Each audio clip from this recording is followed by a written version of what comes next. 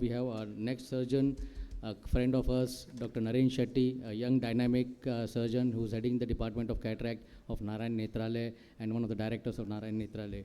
He is going to talk to us basically on how to deal with the different techniques of dealing a soft cataract when you're not going to get a good crack.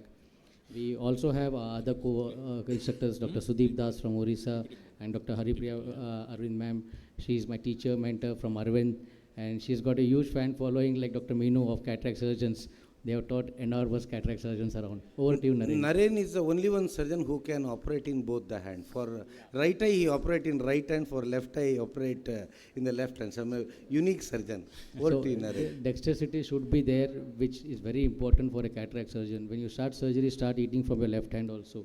And I think Naren is a perfect example. He'll teach us how to do in both hands. Thank you so much. I think on this onset, I would like to thank Dr. Amit and AIOS for giving me this opportunity. See, today's question is, can we actually chop soft cataract? The answer is yes, definitely you can. It all depends on the right technique and the right instruments. So I have designed this particular dialer. No matter what grade of cataract, I use the same dialer for the hardest of the cataract and the softest ones, just one second instrument, and I don't change it. So how do we do, or how do we chop soft cataract? Is the best way is obviously is a mechanical chop. What you need to do is take the phaco probe, keep it in the almost at half the depth of I would say half the depth of the lens, and then what you do is you take your dialer. That should also be a very deep chop. A lot of times we do a very superficial chop, and that's when it goes long. And when you're moving towards the tip, it should be a quick movement towards the tip and slow lateral separation. The slow lateral separation is the key. It's very, very important because we are always in a hurry. If you do it quickly, you'll just cheese wire and there won't be any chop. So let's see how it looks like it. So once you do the lateral separation, you can see the speed at which I'm doing. Extremely, extremely slow. You have to maintain the speed, otherwise you'll just cheese wire. Again, I'm just going to rotate, position my phaco probe, a deep chop towards the tip, and slow separation. Hold, separate, and just hold. The pieces will separate eventually. So if you just do this automatically, all the pieces can be chopped. And if you observed, I've kept my phaco, the bevel of the phaco probe to the right. Why? Because it acts like a hand. It increases the surface area so that I hold that lens and then I can separate it. Then once it's separated, I think everything else is pretty simple.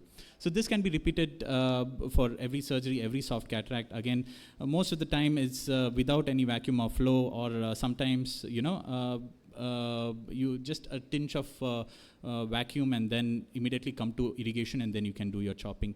It's very, very easy. The only thing very crucial is the depth. The second thing is the lateral separation, the slow lateral separation. Always remember. Now, some scenarios you can always do a small trench like this, and then once you have done that, you can place it in the depth of the trench and then slowly separate it. Now, other ways to handle a soft cataract also is to purposely do a saucer. So how do you do this? First, you clear off the central piece or central area of the nucleus, and then the adjacent central part should be removed. Do not touch the epinucleus or cortex. Once that is done, then you go with the epinucleus and cortex and remove it. So again, you can see me here. So I've removed the central part. Now slowly I'm removing the mid adjacent area. Once you have done that, you have a nice bowl of epinucleus and cortex, and the piece automatically comes to you. In this particular technique also, it's once you get a hang of it, it's very easy. But what is one thing you have to keep in mind is you're going pretty close to the posterior capsule. Basically, you're going very close to the capsule. Now the same thing here, I've removed the central piece and then adjacent area. Once that is done, the piece comes as a whole. So now there are scenarios where you can have a plate like this, right? And how do you handle it? You take your dialer, go below the plate. While you're trying to lift it, turn on vacuum or flow, so that once the piece touches the tip, immediately it'll suck it, hold it in place, and you can remove the whole plate as it is. So it's important to keep the vacuum or step 2 on when you're lifting the plate. Now, to handle these soft cataracts, I've introduced and basically I've come up with a new technique. I call this the smile technique. As the awareness of cataract in India, among patients are growing, more and more soft cataracts, are coming to us. We are handling much more soft cataracts. So a technique which is easier, simpler for any mature or an amateur surgeon to pick up is the need of the hour. So this is what the smile technique is. Doesn't that bring a smile on a face? So let me show in slow motion. So how do we do this is, you take the bevel, this is a 45-degree tip, the bevel should be facing down, and keep the highest vacuum and highest flow settings in your phaco machine, provided the chamber is stable. Once that is done, you start superiorly along your rhexis, turn on step 2, and then go along the rhexis margin, right, to the inferior. So in a smile fashion. So this creates a smile trench. And once, because you've created a smile trench, it gives area for the temporal part of the nucleus to be sucked when you go back again in the smile fashion. And then once you bring it back again, the whole piece is out. So it's very, very simple technique. Now, why choose this technique over other things which I showed? As you know, it just takes about 14 seconds to perform this particular surgery. It is a single-handed technique. You don't need special skills to perfectly maneuver second instrument, your phaco probe, the depth, and so on. It's a lot of technical things which you need to follow to do the other techniques.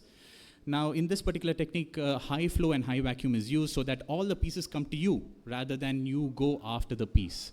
And because if you go after the piece, you tend to go very close to the posterior capsule and you can end up with a PCR, which is very common, which happens in a very soft cataract. Now, again, I want to stress the fact that even though you're using high flow, high vacuum settings, you have to make sure the chamber is stable for your machine, because each machine can handle certain high vacuum and flow. So just be aware of this.